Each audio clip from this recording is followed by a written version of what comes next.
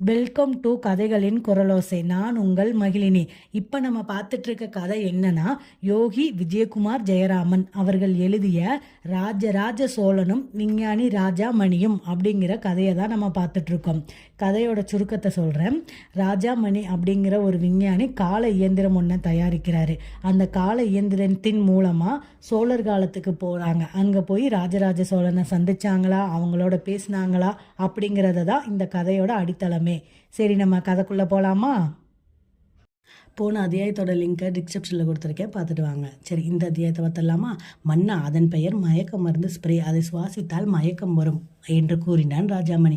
அப்போது அறையின் கதவை திறந்து கொண்டு ஒருவன் வந்தான். அவனுக்கு பின்னால் நீர் யானை போல மேல்மூச்சு கீழ்மூச்சு வாங்கி கொண்டே ஒரு மனிதர் வந்தார். மாநீகா கட்சியின் தலைவர் ஜனமித்திரன் தான் அது. மன்னனின் கம்பீரத்தை பார்த்ததும் அவருக்கு மெய் சிலிர்த்தது. கட்டி போடப்பட்டிருந்தாலும் சிங்கம் மாதிரி இருக்கிறாரே என்று நினைத்தார். மன்னரே, தங்களை இப்படி அடைத்து போட்டியிருப்பதற்கு என்னை மன்னிக்க வேண்டும். மாநீகா கட்சியின் தலைவர் ஜனமித்திரன், எனக்கு உங்களிடம் ஒரு உதவி தேவைப்படுகிறது. அதனால்தான் உங்களை இங்கு அழைத்து வந்திருக்கிறோம் என்று கூறினான் ஜனமித்திரன். கட்சி என்றால் என்னவென்று அவருக்கு புரியவில்லை. ஏதாவது சிறிய நாடாக இருக்குமோ, அதற்கு இவர் தலைவராக இருப்பாரோ என்று எண்ணிக்கொண்டார் மன்னர். ஜனமித்திரனை தொடர்ந்து பேசினார். தமிழ்நாட்டில் அடுத்த மாதத்தில் தேர்தல் நடக்கிறது. அதில் எங்கள் கட்சி ஜெயிக்க வேண்டும். அதற்கு தங்களின் உதவி தேவைப்படுகிறது என்று கேட்டான் ஜனமித்திரன். திருவிழாவில் காணாமல் போன பையனைப் போல மன்னர் திருவென முழித்து கொண்டிருந்தார். ஜனமித்திரன் பேசியது அவருக்கு ஒன்றும் புரியவில்லை. ராஜாமணி இடையில் புகுந்தார். மன்னரிடம் மக்கள் ஆட்சி முறையை பற்றியும் தேர்தல் நடைமுறை பற்றியும் விளக்கமாக எடுத்துச் சொன்னார். இப்போது மன்னனுக்கு ஓரளவு புரிந்தது. சொல்லுங்கள், உங்களுக்கு நான் எப்படி உதவி புரிய வேண்டும் என்று எதிர்பார்க்கிறீர்கள் என்று கேட்டார் ஜனமித்திரனை பார்த்து மன்னர். மன்னரே, தேர்தல் என்று ஒன்று இருந்தால் கள்ள வாக்கு என்ற ஒன்றும் கண்டிப்பாக இருக்கும். ஆனால் கள்ள ஓட்டு போடும் பழைய முறைகள் எல்லாம் எல்லோருக்கும் தெரிந்துவிட்டது. அதனால் தேர்தல் ஆணையம் சுலபமாக கண்டுபிடித்து விடுகிறது. இப்போது நாங்கள் புது வழியை கண்டுபிடிக்க வேண்டும். உங்கள் ஆட்சியில் நடைமுறையில் இருந்த குடவோலை முறை பற்றி படித்திருக்கிறேன். அதில் எப்படியும் மக்கள் கள்ள வாக்கு செலுத்தியிருப்பார்கள். அந்த வழிமுறைகளை எனக்கு தாங்கள் கூற வேண்டும் என்று கேட்டான் ஜனமித்திரன். மன்னனுக்கோ பலத்த கோபம் வந்துவிட்டது. தீய செயலுக்கு தன்னிடம் உதவி கேட்பதும் இல்லாமல் தன்னுடைய ஆட்சியையும் மக்களையுமே குறை கூறுகிறானே இந்த குண்டன், இவனுக்கு எவ்வளவு நெஞ்செழுத்தம் இருக்க வேண்டும் என்று மன்னன் கோபப்பட்டார். மன்னனின் சிவந்தது முகம், அவரின் இரும்பு போன்ற உடல் திமிரியது. அவரின் உலக்கை போன்ற கைகள் விடைத்தன. பலம் கொண்ட மட்டும் இழுத்தார். எலும்பு சங்கிலிகள் தெரித்து விழுந்தன. சிங்கம் போன்று எழுந்து நின்றார் மன்னர். கட்சி தலைவரும் அவர் கூட இருந்த குண்டர்களும் என்ன நடக்கிறது என்று சுதாரிப்பதற்குள் ஆளாளுக்கு ஒரு திசையில் போய் விழுந்தார்கள். மன்னன் கொடுத்த அடிகளும் உதைகளும் அப்படி. ராஜாமணியின் கை கால் கட்டுகளையும் அவிழ்த்து விட்டார் மன்னர். இருவரும் பண்ணை வீட்டை விட்டு வெளியேறினார்கள். அப்போது சைரன் சத்தத்துடன் போலீஸ் வாகனம் உள்ளே நுழைந்தது. ராஜாமணியும் மன்னனும் தடுத்து நிறுத்தப்பட்டார்கள்.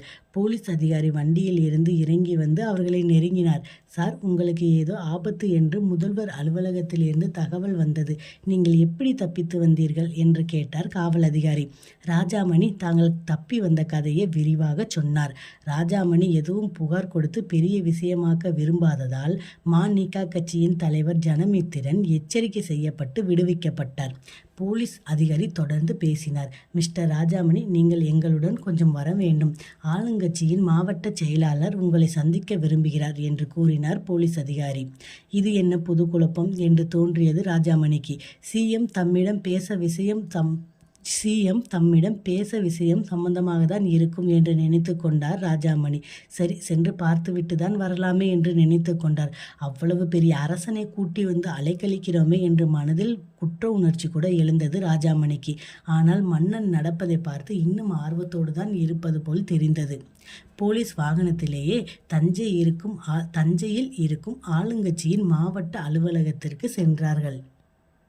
ஆளுங்கட்சியின் மாவட்ட செயலாளர் இமயவரம்பன் அமைச்சராகவும் இருப்பவர். முதல்வர் உத்தரவின் பேரில் அவசரமாக சென்னையிலிருந்து கிளம்பி வந்திருந்தார். அவரை வெளியே வந்து ராஜாமணியையும் மன்னனையும் வரவேற்றார். அவர்களை பார்த்ததும் அவருக்கு சப்பென்று ஆகிவிட்டது. இவர்களை ஏன் முதல்வர் நம் கட்சிக்காக தேர்தல் பிரச்சாரம் செய்ய முடியுமா என்று கேட்க சொன்னார். இமயவரம்பனுக்கும் அறிவியலுக்கும் வெகு தூரம் என்பதால் அவருக்கு ராஜாமணியை பற்றி தெரியாது. ஏதோ த்ரிஷா, நயன்தாரா போன்ற நடிகைகள் வந்து பிரச்சாரம் செய்தாலும் மக்களிடம் எடுபடும், ஓட்டும் கிடைக்கும். அதை விட்டுவிட்டு இவர்கள் தேர்தல் பிரச்சாரம் செய்தால் என்ன பிரயோஜனம் என்று அவருக்கு குழப்பமாக இருந்தது. இருந்தாலும் முதல்வர் ஆர்டர் மீற முடியாது. இவர்களிடம் பேசிதான் ஆக வேண்டும். வாங்க சார், உட்காருங்க. இருவருக்கும் இருக்கைகளை காட்டினார். மன்னர் அந்த இருக்கைக்கு போதவில்லை. கொஞ்சம் அட்ஜஸ்ட் செய்துதான் அமர்ந்தார். இந்த சட்டசபை தேர்தலில் நீங்கள் எங்களுக்காக பிரச்சாரம் பண்ணணும் முதல்வர் நினைக்கிறார். முக்கியமாக மன்னர் அவர்கள் நம் முதல்வர் ஆட்சி திறமையை பற்றி எடுத்து சொல்லி தமிழ்நாடு முழுவதும் பிரச்சாரம் பண்ணணும். சிஎம் எதிர்பார்க்கிறார். உங்களுக்கு எல்லா வசதியும் பண்ணி கொடுக்கறதுக்கு தான் எங்கனை இங்கு அனுப்பி இருக்கிறார் என்று கூறினார் இமயவர்மன்.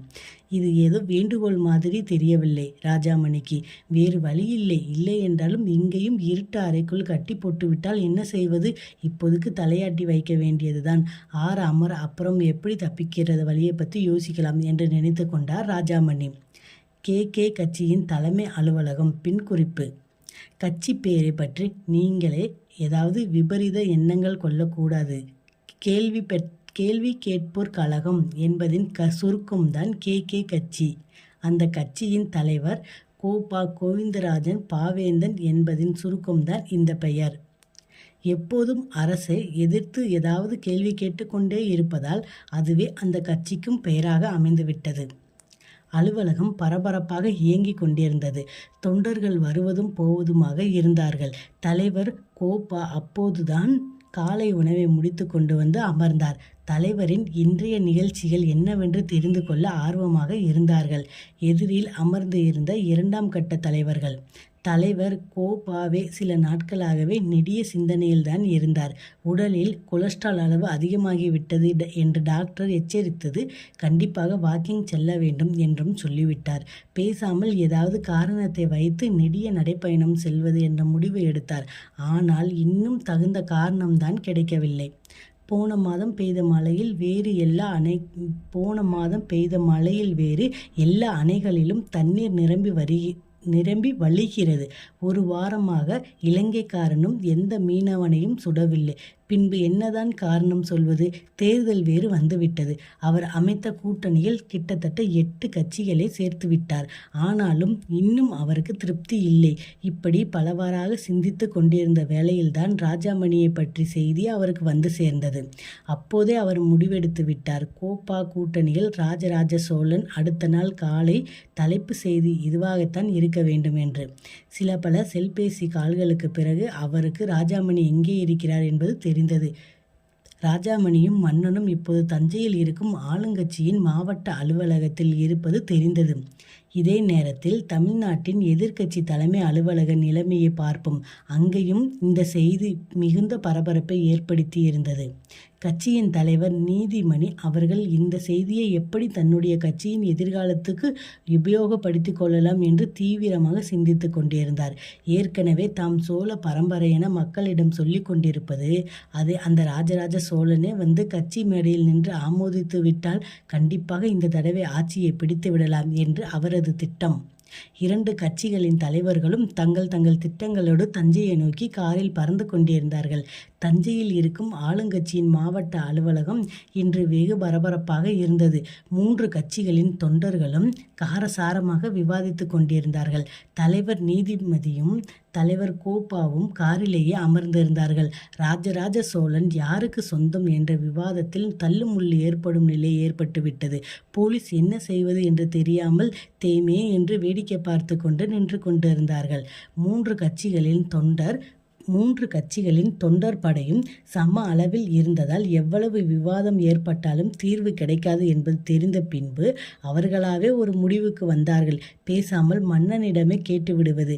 உங்களுக்கு யாருடன் செல்ல விருப்பம் என்று. மன்னன் யாருடன் செல்ல விருப்பம் படுகிறாரோ அது அவர் இஷ்டம். அது மற்ற 2 கட்சிகளுக்கும் எந்த பிரச்சனையும் இல்லை என்று முடிவுக்கு இருந்தார்கள்.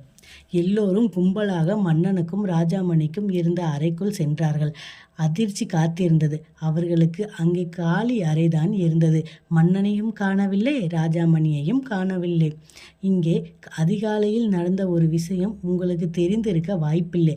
ராஜாமணியும் மன்னனும் காணாமல் போனது ஒரு சினிமா இயக்குனரின் கைங்கரியம். இயக்குனர் மௌன ரத்தினம் இந்திய அளவில் ஒரு பெரிய சினிமா இயக்குனர். தேசிய விருது எல்லாம் அவருக்கு பால்கோவா சாப்பிடுவது மாதிரி. அவருக்கு ரொம்ப நாளாக கல்கி எழுதிய பொன்னியின் செல்வன் கதையை படமாக எடுக்க வேண்டும் என்ற ஆசை. அப்படி எடுத்தால் யார் அருள்மொழித்தேவனாக நடிக்க வைப்பது என்று நெடுநாட்களாக சிந்தித்து கொண்டே இருந்தார். ராஜாமணியின் இயந்திரத்தின் மூலம் ராஜராஜ சோழனே அங்கு வந்திருப்பது தெரிந்த பின் அவருக்கு இது தான் தோன்றியது. எதற்கு அருள்மொழித்தேவன் கேரக்டரில் யாரையோ நடிக்க வைக்க வேண்டும்? ரியல் அருள்மொழித்தேவனையே, அதாவது ராஜராஜ சோழனையே நடிக்க வைத்து விட்டால் என்ன என்ற எண்ணம் தோன்றியது. இந்த அருஞ்சிந்தனை அவர் மனதில் உதித்த பின் அவர் ஒரு கணமும் தாமதிக்கவில்லை. உடனே தன்னுடைய உதவி இயக்குநர்களை தஞ்சைக்கு அனுப்பிவிட்டார். அவர்களும் அதிகாலையிலேயே வந்து சினிமா பாணியில் ராஜாமணியையும் மன்னனையும் கடத்தி கொண்டு புறப்பட்டு விட்டார்கள். கார் சென்னை செல்லும் தேசிய நெடுஞ்சாலையில் பெரம்பலூர் தாண்டி பறந்து கொண்டிருந்தது. ராஜாமணிக்கும் மன்னனுக்கும் அப்போதுதான் மயக்கம் தெளிந்து இருந்தது. மயக்கம் தெளிந்து எழுந்த மன்னன் எப்போதும் போல இப்போது சாந்தமாக இருக்கவில்லை. என்னடா, நானும் பார்த்து கொண்டே இருக்கிறேன். ஆளாளுக்கு ஏதோ மூட்டையை தூக்கி கொண்டு போவதை போல மாறி மாறி கடத்தி கொண்டு போகிறார்கள். நான் யார் என்று நினைத்தீர்கள்? நான் சோழ மன்னன் ராஜராஜன் என்று கத்திக்கொண்டே கையை ஒரு வீசினார். முன்னால் அமர்ந்து கார் ஓட்டி கொண்டிருந்த உதவி இயக்குனரும் அவனின் அருகில் அமர்ந்திருந்த இன்னொரு உதவி இயக்குனரும் மன்னனின் ஒரே அடியில் சாய்ந்து விட்டனர். ஓட்டுநர் மயக்கமடைந்து விட்டதால் கார் சாலையில் தாறுமாறாக சென்றது.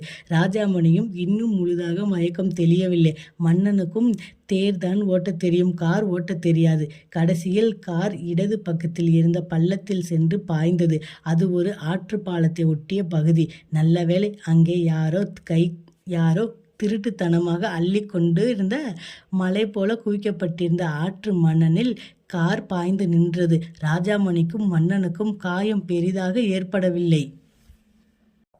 மன்னரோ ராஜாமணியும் பல பிரச்சனைகளை சந்திச்சிட்டாரு. இப்போ மன்னரை தேடி 3 கட்சிகளும் ஆவலோடு எதிர்பார்த்துட்ருக்காங்க. மன்னர் எந்த கட்சிக்கு நம்மளுக்கு சப்போர்ட் பண்ணுவாங்க அப்படின்னு சொல்லிட்டு. ஆனால் யாரும் எதிர்பார்க்காத விதமாக ஒரு டைரக்டர் வந்து மன்னனை கடத்திட்டு போயிட்டாங்க. இப்போ மன்னர் இந்த 3 கட்சிகளில் இருக்க யாருக்கு உதவி பண்ணுவார்? இல்லை அந்த டைரக்டருக்கு படம் நடித்து கொடுப்பாரா? இல்லை திரும்ப தன்னுடைய சோழ நாட்டுக்கே பயணம் செல்லுவாரா? தெரியலை. அடுத்த அத்தியாயத்தை பார்த்து தெரிஞ்சுக்கலாம். நன்றி.